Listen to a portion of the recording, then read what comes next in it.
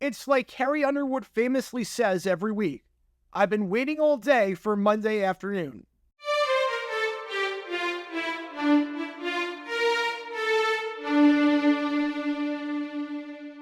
Welcome everybody to JJ9 News. We talk all things NFL all the time. I'm Jared Garrett, and I'm representing the 904 from the 602. And today, we're talking about the numbers that came out from CBS the other day regarding the Bills-Steelers playoff game.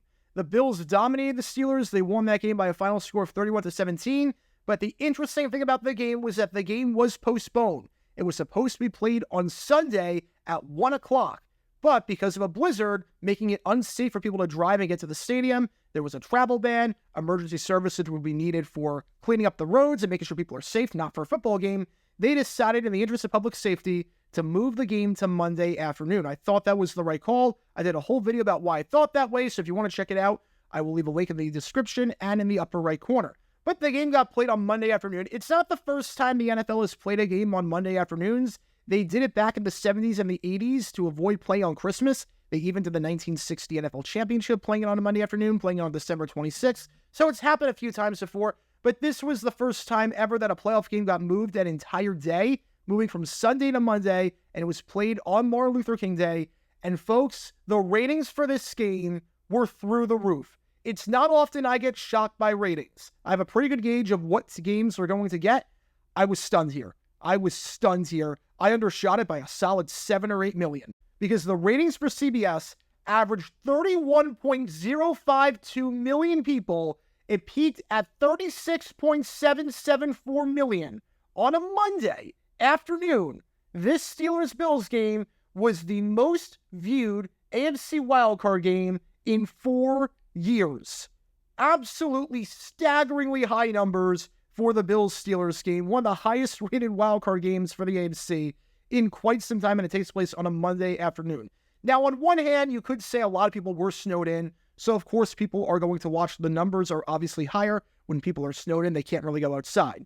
On the other hand, this was a very uncompetitive contest where the outcome was never really in doubt.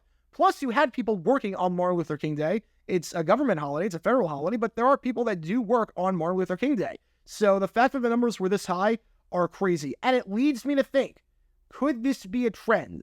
Obviously, Martin Luther King Day is the third Monday of January every single year. But if Wild Card Weekend falls on that weekend, where that Monday is the third Monday, is this going to be a trend? Will we get rid of the Saturday afternoon playoff game? Maybe the Sunday 1 o'clock game? I don't think we'll ever get rid of the Sunday 1 o'clock game just because people associate Sunday at 1 o'clock with football. But maybe the Saturday afternoon game could be out the door. If the third Monday of the month on Martin Luther King Day falls on Wild Card Weekend, because ratings drive everything, and the test experiment here was incredible, CBS has to be thrilled with these numbers. Could we see it? It's almost like the Steelers-Chiefs game in the 2016 divisional. For those who don't remember, that game was supposed to be at 1 o'clock. It got moved to 8 o'clock because there was a massive ice storm in Kansas City.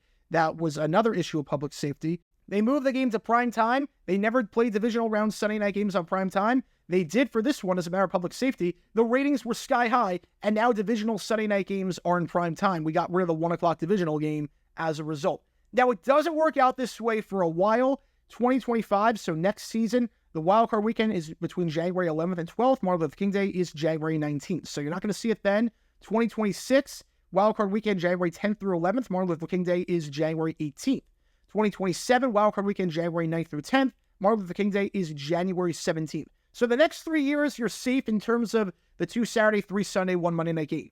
But 2027 season, so 2028, is the first time it could happen again. Wildcard weekend is January 15th through the 16th. Martin Luther King Day is January 17th. So you won't be seeing this for a while. This doesn't account for expansion of the season to 19 weeks or even 20 weeks with 18 plus 2 bye weeks. It doesn't account for playoff expansion because if you have 8 playoff games instead of 7 a wildcard weekend, you'll obviously need to fit another game in there, although that would probably be Saturday at 1 o'clock instead of a Monday afternoon during the work week. But if Martin Luther King Day and wildcard weekend coincide, you have to wonder, 2027, will we see this experiment tried again, playing a doubleheader on Martin Luther King Day with 1 game in the afternoon at 4 o'clock and 1 game at night?